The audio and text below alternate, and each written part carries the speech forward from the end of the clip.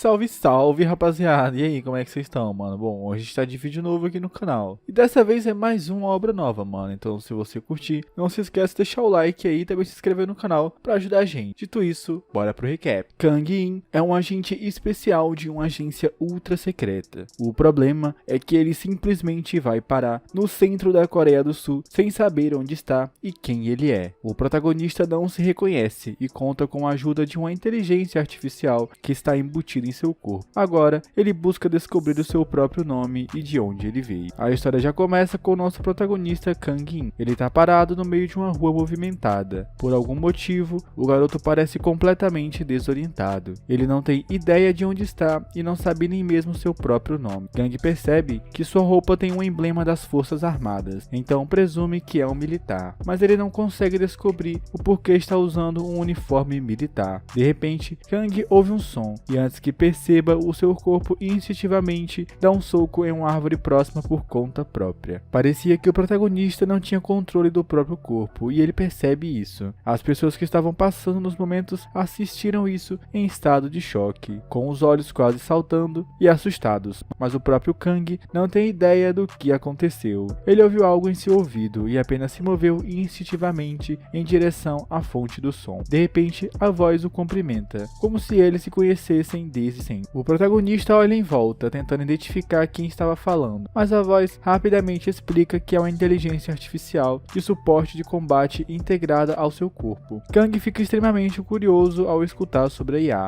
O sistema confirma novamente que tem uma inteligência artificial embutida diretamente em seu corpo. O Kang fica desorientado e questiona onde ele está e que ano era. A IA responde que provavelmente o ano é 2024 e eles estão em Seul. Em seguida, o sistema se apresenta como uma IA de apoio militar do ano de 2082. A real é que isso parece uma brincadeira de mau gosto para o protagonista. Ele questiona ao sistema se é algum tipo de humano do futuro enviado de volta no tempo. A IA até tenta acessar seus registros operacionais para responder. No entanto, ela não consegue encontrar nenhuma informação. De qualquer forma, Kang conclui que ser um homem do futuro é o mais provável. Além disso, parece que o sistema perdeu a memória que nem ele. Nesse momento, o semáforo muda e o motorista do caminhão não percebe a tempo. Ele começa a entrar em pânico e pisa no freio em cima da hora, o mais forte que pôde. Enquanto isso, um carro vermelho que está avançando atrás do caminhão em alta velocidade também é obrigado a frear. O motorista do carro vermelho nota que não vai parar a tempo e desvia para a calçada de pedestre, indo em direção ao protagonista. O sistema imediatamente avisa sobre um provável acidente. A colisão acontece contra uma barreira e de repente essa barra de metal é impulsionada para fora em alta velocidade. Kang consegue se abaixar bem a tempo, evitando por pouco um segundo acidente, mas o homem que estava atrás não teve a mesma sorte e foi atingido. As pessoas que passavam pelo local rapidamente se reúnem para socorrer o ferido e chamar a ambulância. Enquanto isso, Kang percebe algo em seus olhos e pergunta ao sistema o que são essas luzes vermelhas e azuis que ele acabou de ver. A IA responde que as luzes faziam parte de uma imagem projetada pelo dispositivo de assistência visual, funcionando como uma lente AR.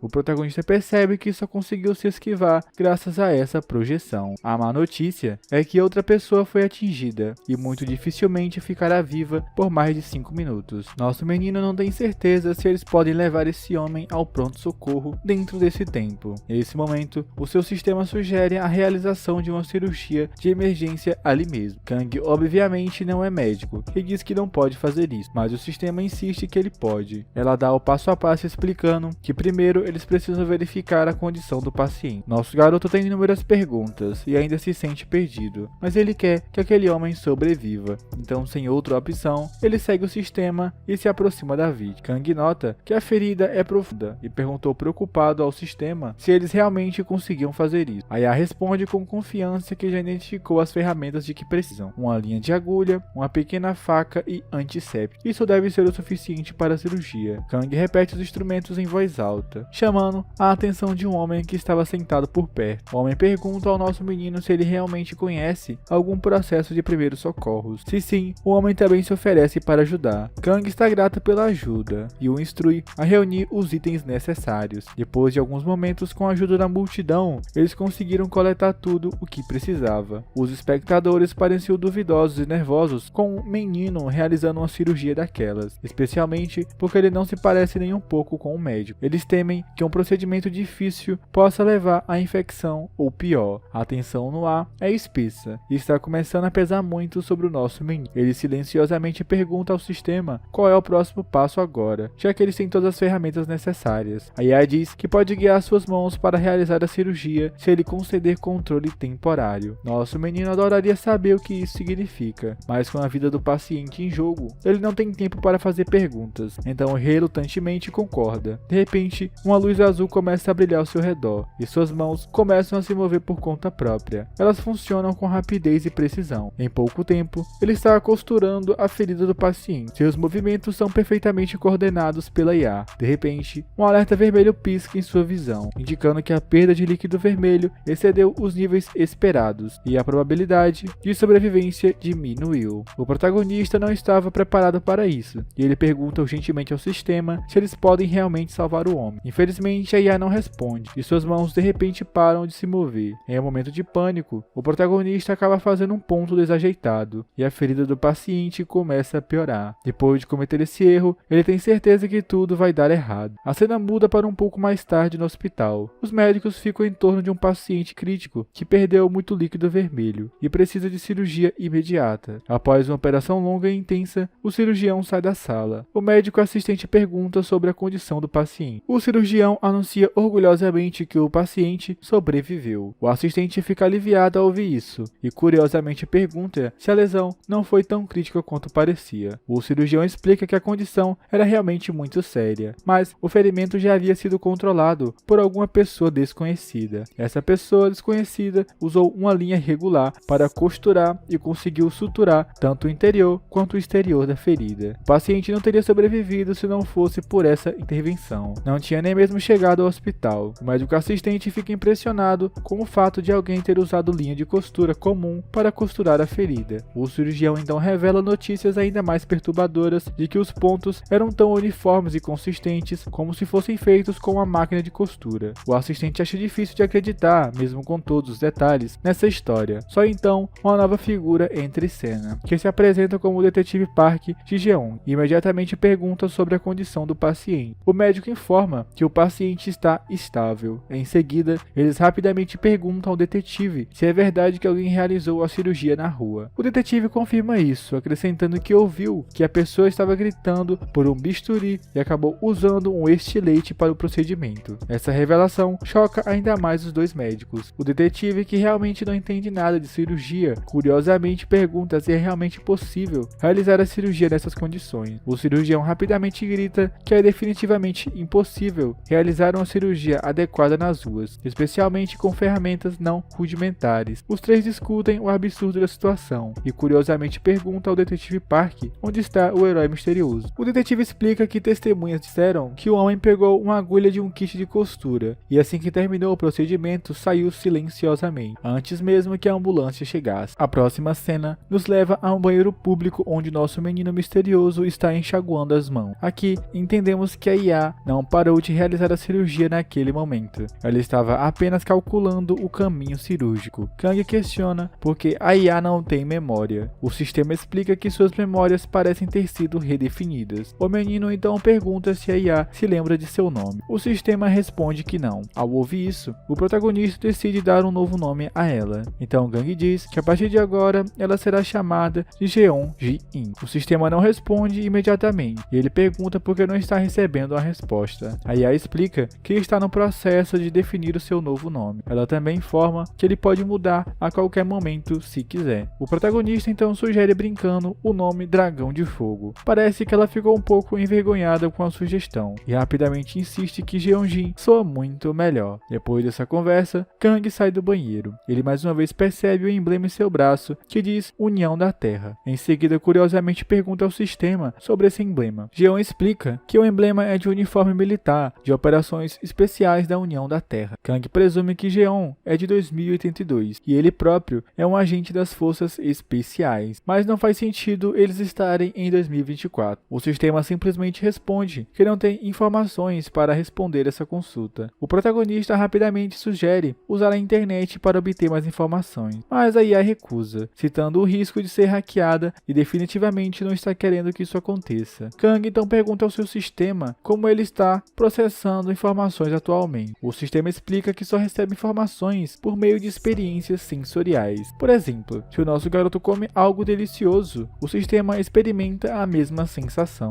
Ele emite informações através de seu corpo e voz, mas precisa de permissão para o controle temporário, para ajudar durante o combate. Jeon também menciona uma coisa que não pode fazer. Ela pode ajudar na mira, mas não pode puxar o gatilho. Ser um sistema de apoio limita suas capacidades. Isso faz sentido. O protagonista sente que o sistema não está tentando ajudar com nada e decide que precisa coletar informações sobre si mesmo para entender do porquê ele estava em 2024. A IA confirma que isso está correto e que ele precisará recuperar essas informações sozinho. Ele então começa a olhar em volta e vê o prédio onde pode usar um computador. Kang tem certeza de que esta é a chave para resolver o mistério. A IA pergunta se ele recuperou suas memórias e ele responde que não. É só que o seu bom senso está começando a voltar e ele acredita que poderá coletar informações valiosas se puder acessar um PC. O único problema é que ele não tem dinheiro para ter acesso aos serviços. Kang questiona se pode ela ajudar com o canto. A IA confirma isso, já que cantar é uma habilidade necessária em combate. Ela pode apoiá-lo nessa empreitada. Com isso em mente, o protagonista concede ao sistema o controle temporário de seu corpo. Um tempo depois, vemos nosso menino parado com a colher na mão. Ele não tem certeza se é mesmo necessário. O sistema explica que ele precisa entrar no personagem, mas ele está totalmente confuso sobre por que ele tem que cantar. Afinal, esta área é literalmente de uma banda de rock que está atraindo multidões. Kang não tem certeza de como deve competir com eles. O sistema diz que se ele exibir melhores habilidades do que os cantores, as pessoas naturalmente prestarão atenção nele. O nosso menino não tem tanta certeza sobre isso e se sente um pouco inseguro, preocupado que ele possa se tornar motivo de chacota em vez de receber os holofotes. Ele então avisa sua IA amigável para não exagerar, porque ele não quer se envergonhar. Nesse momento, Kang se prepara e começa a cantar. As pessoas começam a virar a cabeça e em poucos minutos sua doce melodia enche todo o parque, chamando a atenção de todos. O protagonista adiciona talento à sua performance e a deixa ainda mais cativante. Enquanto isso, a banda de rock começa a perder o seu público e logo todo mundo está falando sobre o cara que está cantando tão bem, mesmo sem nenhum instrumento. Em pouco tempo, a multidão se dispersa deixando a banda. Os espectadores estão visivelmente emocionados e alguns até começando a chorar. Eles ficam surpresos com a forma como o nosso menino pode cantar com qualidades masculinas e femininas, mas eles acham um pouco estranho que Kang esteja tocando apenas as partes intermediárias da música. Nosso menino se assusta com essa observação e o sistema explica rapidamente que só conseguiu reunir parte das músicas de apresentações de rua, por isso não tem as versões completas. Apesar disso, as pessoas começam a enchê-lo de dinheiro e em pouco tempo a sua caixa está cheia. O protagonista pega o dinheiro e sai do parque, deixando o público para trás, ansiando por mais de sua performance. Enquanto isso, vemos uma garota dentro do prédio do PC, que parece bastante fascinada pelo desempenho de Kang. Ela o vê fugindo e finalmente volta ao trabalho. Em seguida, recebe um pedido de seu superior. Um cliente da mesa 15 pediu ramen. A garota chamada Unseon responde que está indo. Parece que seus pensamentos ainda estavam ocupados com Kang. A garota se sente bastante desapontada por ele ter deixado o parque exatamente quando ela queria ouvi-lo um pouco mais. De volta com o nosso cara, ele está andando pela rua com a caixa de dinheiro nas mãos, indo em direção ao seu próximo objetivo. Sua próxima parada é a sala de PC. O sistema diz a ele para se infiltrar na área local discretamente e se misturar. Depois disso, eles precisarão encontrar uma maneira de entrar em contato com a sede. Kang prontamente começa a caminhar em direção ao prédio e ele logo vê um aviso de recrutamento, contratando funcionários de meio período para a sala de PC. O cartaz diz: qualquer pessoa interessada precisa trazer sua carteira de identidade. Parece que o nosso menino acabou de encontrar uma maneira perfeita de se misturar discretamente, e eles até fornecem refeições para a equipe. O sistema rapidamente diz a ele para aceitar o emprego. Nosso menino também decide pegar um lugar para dormir. O sistema concorda e acrescenta que se garantirem espaço, eles terão todas as suas necessidades básicas atendidas, como comida, roupas e abrigo. Nosso menino também reconhece isso, embora ainda não tenha certeza sobre a parte da roupa. É quando o sistema o informa que o seu uniforme militar tem um recurso de transição de camuflagem. É feito de fibras especiais com memória de forma semelhante a um camaleão, que podem assumir diferentes formas. As roupas modulares modulares podem ser desmontadas em várias, oferecendo uma variedade de looks. O protagonista decide experimentar o recurso de camuflagem e uma luz brilhante ilumina ele. Agora Kang está vestindo uma roupa parecida com fantasia. Ele se lembra de ter visto roupas semelhantes em cantores antes. De repente, ele vê dois caras indo para a sala de PC. Nesse momento, seus rostos ficam pálidos quando veem Kang de pé na escada. Eles rapidamente passam por ele com a cabeça baixa, evitando contato visual, e silenciosamente sobem para os andares superiores. Nosso garoto fica lá e pergunta ao seu sistema se a reação deles foi por causa da sua roupa. John confirma que é possível. Ele então diz ao seu sistema para remontar a sua roupa porque ele não quer ser demitido antes mesmo de ser contratado. No minuto seguinte, nosso menino finalmente parece um tanto decente, parecendo um dos caras que vimos antes. Assim que ele chega ao último andar e entra na sala de computadores, o sistema começa a analisar o ambiente. John descobre que 96% dos usuários estão jogando atualmente. Ela verifica a comida e até mesmo pontos de um espaço que poderia ser usado temporariamente como área de estar. A análise conclui que este é o lugar mais adequado para o nosso menino ficar. Isso é exatamente o que o protagonista queria ouvir. Ele finalmente conhece o gerente, que pergunta se ele tem um currículo ou carteira de identidade, já que deseja se candidatar ao emprego de meio período. Sem surpresa, nosso menino diz que não tem nenhum dos dois. O gerente, enquanto boceja, diz que ele pode preencher o currículo na hora e trazer a identidade amanhã. Como tem poucos funcionários de meio período, ele está disposto a abrir uma exceção. O protagonista balança a cabeça em reconhecimento sem dizer muito. O gerente dá uma olhada rápida no menino e, vendo seu rosto bonito, se pergunta se ele é apenas um passador de tempo. Ele então curiosamente pergunta se nosso menino pode lidar com uma frigideira. Afinal, eles também servem comida aos jogadores. O sistema imediatamente o tranquiliza dizendo que possui habilidades práticas de culinária. Então,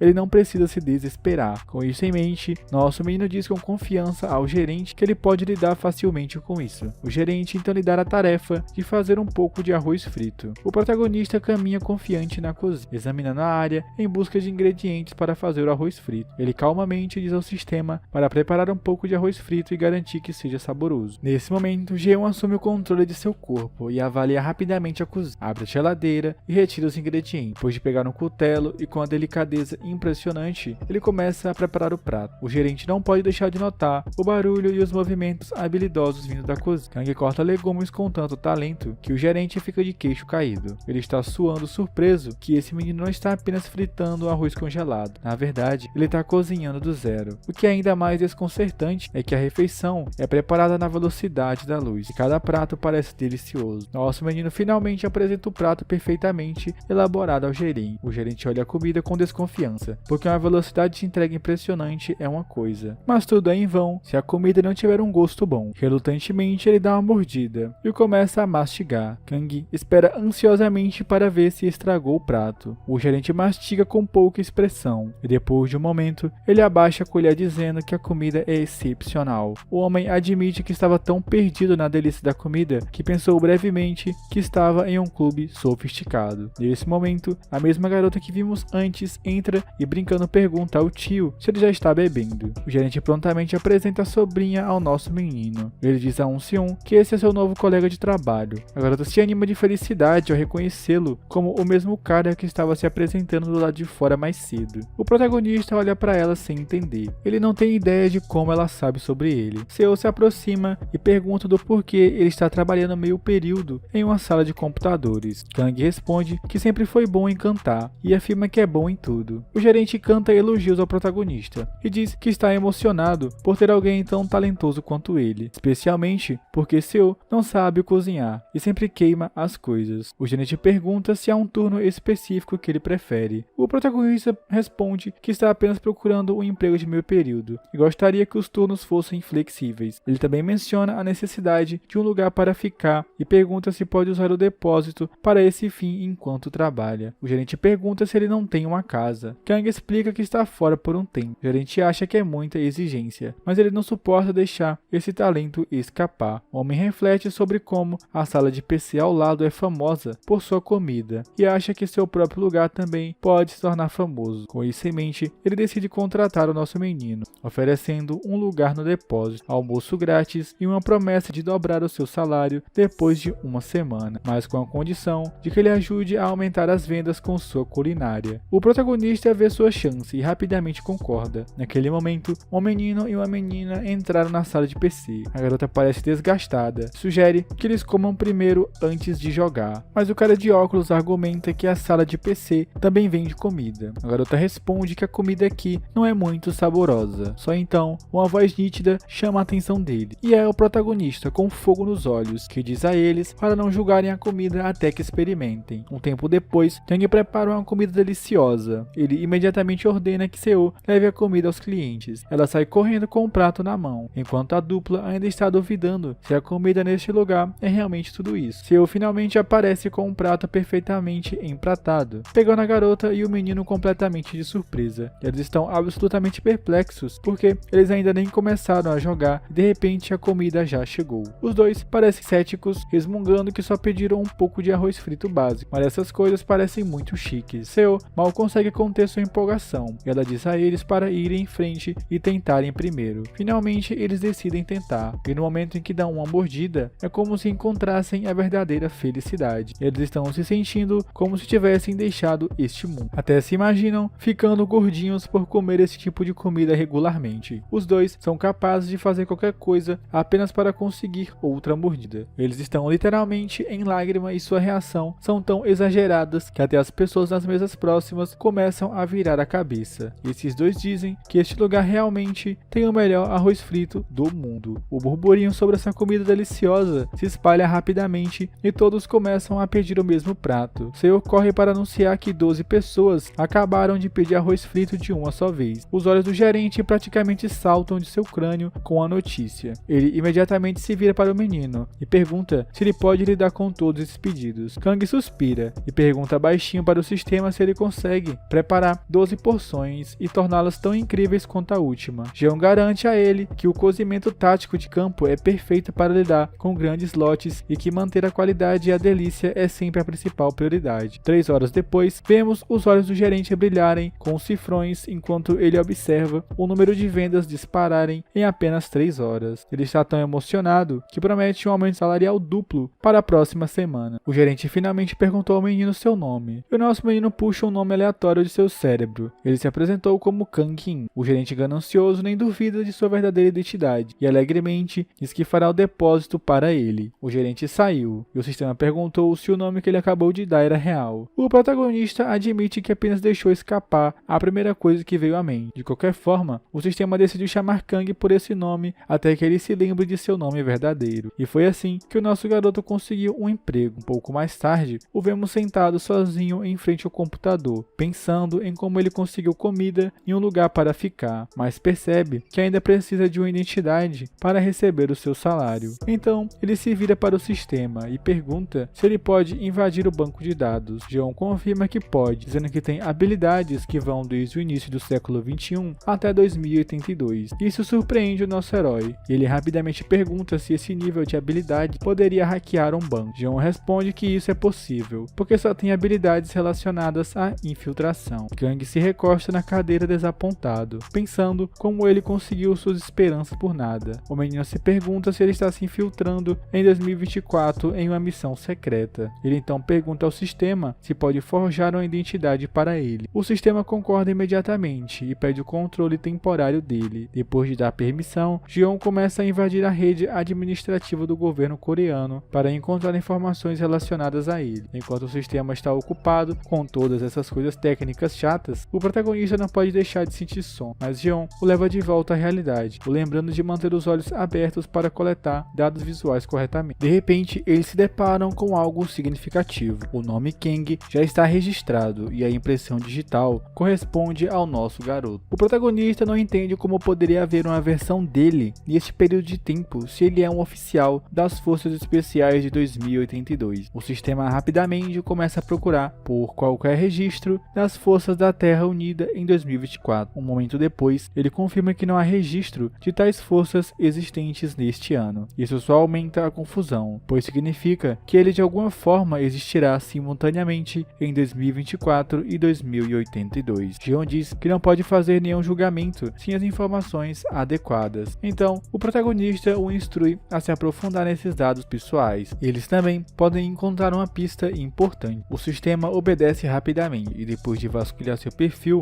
ela afirma com confiança que Kang está falido. De repente, Seo vem correndo e o sistema o alerta sobre sua presença quando ela o alcança. Ela aponta o quão rápido ele estava digitando agora e pergunta se ele sabe programar também. O menino pede que ela pare de espiar o seu monitor, pois ele claramente não é fã de ter sua privacidade invadida. Em resposta, ela mostra um cartão de crédito, explicando que o tio deu a ela para fazer compras e o convida para ir junto com ela. Parece que ela não percebeu que o protagonista estava fazendo no monitor, então ele decide sair com ela. No caminho de volta do supermercado, Seo aponta como ele escolheu tudo tão rapidamente. Na verdade, Kang simplesmente deixou o sistema escolher o que quisesse. Seo comenta sobre o quão pesada é a bolsa, mas ele está carregando como se não fosse nada. Ela então aperta seus músculos e cora de brincadeira, alegando que ele é feito de aço. Nesse momento, eles passam na frente de um café e a garota sugere pegar um café para tornar a viagem mais divertida. Mas nosso menino a lembra que o cartão é de seu tio, mas ela o ignora, dizendo que não há nada de errado em usá-lo. De repente, Seo esbarra em um cara na frente dela. A garota tropeça para trás com impacto. O cara que ela encontrou e seu companheiro parecem gangsters. Eles tentam intimidar a dupla com seus olhares ameaçadores, tornando a atmosfera tensa. O sistema dá uma olhada rápida nos dois e os rotula como hostis. Ele até pergunta ao nosso menino se ele quer mudar para o modo de combate. Antes de tomar uma decisão, a garota começa a se desculpar, dizendo que vai ser mais cuidadosa a partir de agora. Surpreendentemente, os caras que pareciam bandidos começam a recuar, dizendo que não queriam assustar uma pobre garota. O cara de cabelo explica que seu amigo careca perdeu um jogo hoje, então ele está de péssimo humor. Eles afirmam que não estão tentando implicar com ela ou algo assim. Seo, por outro lado, continua chorando e agradecendo. Com isso, os dois capangas simplesmente vão embora. Finalmente, o protagonista relaxa um pouco e pergunta a Seo se ela está bem. Ela responde que está bem, mas admite que ficou um pouco assustada e acabou chorando. Assim que entra na sala de jogos, seu tio corre perguntando por que ela não atendeu o telefone. Ele grita que há uma emergência. O gerente revela a notícia chocante de que toda a internet caiu repentinamente e todo mundo está enlouquecendo.